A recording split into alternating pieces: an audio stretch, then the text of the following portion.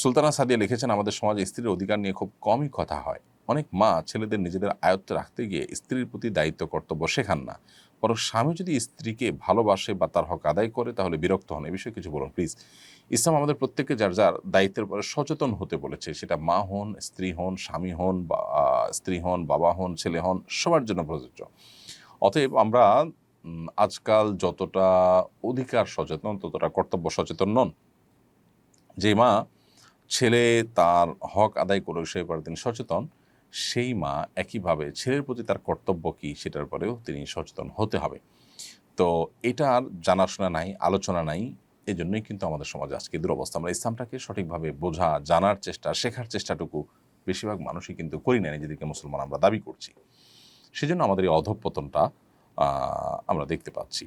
আমার বিয়ের বয়স হয়েছে, ছেলে দেখা হচ্ছে, কিন্তু বিয়ের ক্ষেত্রে আব্বু ছেলের দিনদারিতা দেখে না। অনেক সময় ছেলে নামাজও পড়ে না। এরকম ছেলের সঙ্গে বিয়েতে রাজি না হলে আমি কি পিতামাতার অবাধ্য সন্তান হিসাবে গণ্য হব? দেখুন, এরকম পরিস্থিতি যদি তৈরি হয়, আল্লাহ মাফ করুন, তাহলে সেক্ষেত্রে আপনার বাবা মা যারা আপনাকে বিয়ের বয়স হওয়ার পরেও বিয়ে দিচ্ছেন না, সেক্ষেত্রে অবশ্যই তারা গুনাহগার হবেন। আর যদি তারা দিনদারিতা বিবেচনা একেবারেই না করেন, তাহলে তারা আসলে অভিভাবক হওয়ার যোগ্যতাই হারান। এবং এরকম পরিস্থিতিতে যারা অভিভাবক হওয়ার যোগ্যতাটুকু পর্যন্ত নাই যাদের, তারা আসলে আপনাকে অভিভাবকত্ব করার অধিকার তাদের নাই শরিয়া দৃষ্টিকোণ থেকে। সো সেই জায়গা থেকে তারা কিন্তু তাদের অবাধ্য হয়ে বা তাদেরকে ডিঙ্গিয়ে যদি আপনি বিবাহের উদ্যোগ নেন, সেটা নাজায়েজ হবে না। কিন্তু পুরো পরিস্থিতি বা পুরো আপনার প্রেক্ষাপটটা কোনো দক্ষ বিচক্ষণ আলেমকে জানিয়ে তারপর আপনি যদি জানার চেষ্টা করেন বা আপনার সমাধান নেওয়ার চেষ্টা করেন, সেটা ভালো হয়। কারণ আমাদেরকে এখানে সংক্ষিপ্ত যে প্রশ্ন দিয়েছেন সেখান থেকে পুরো চিত্রটা মানে ফুটে ওঠে না। এজন্য আমি আপনাকে পরামর্শ দিব যে কোনো দক্ষ বিচক্ষণ বিদগ্ধ আলেম বা কোনো মুফতির কাছে গিয়ে পুরো পরিস্থিতি বলে তারপর আপনি সমাধান নেওয়ার চেষ্টা করবেন।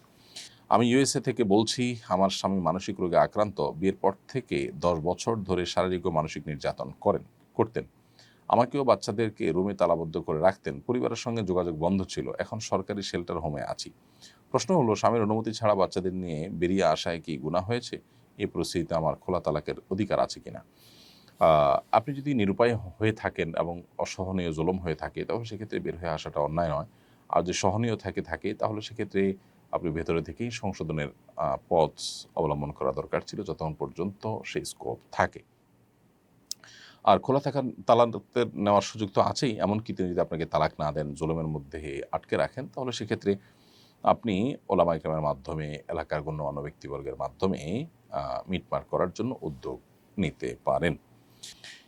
এমনি শাহিনস ভয়েস এআইডি থেকে আপনি লিখেছেন, বিয়ে করার পর মেয়ে তার বাবার বাড়িতে থাকা অবস্থায় অন্য ছেলের সাথে চলে যায়, এখন তালাক দিলে কি মোহর দিতে হবে? বিয়ে করার পর যদি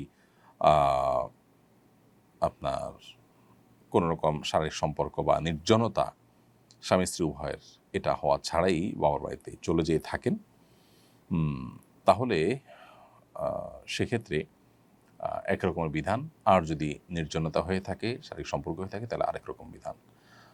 যদি নির্জনতা ছাড়া হয় তাহলে সেক্ষেত্রে অর্ধেক মোহর প্রাপ্য হবে। আর নির্জনতা হলে, শারীরিক সম্পর্ক হওয়ার স্কোপ তৈরি হলে সেক্ষেত্রে পূর্ণ মোহর দিতে হবে। এবং চলে গেছে, আপনি তাকে পাঠাননি, তো এর কারণে তার মোহর পাওয়া না পাওয়াতে আসলে পার্থক্য বা ফারাক পড়বে না। কিন্তু এখন আপনার কর্তব্য বা আপনার এখন আপনার অধিকার হলো যে তাকে ফেরত আনতে পারেন আপনি চাইলে। যদি সে কোনোভাবে না আসে, তাহলে সেক্ষেত্রে তারা তালাক চাইলে তখন আপনি পূর্ণ মোহর আবার ফেরত চাইতে পারেন খোলা তালাকের বিনিময়ে। আসুন্নাহ ফাউন্ডেশন, উম্মার স্বার্থে সুন্নাহর সাথে।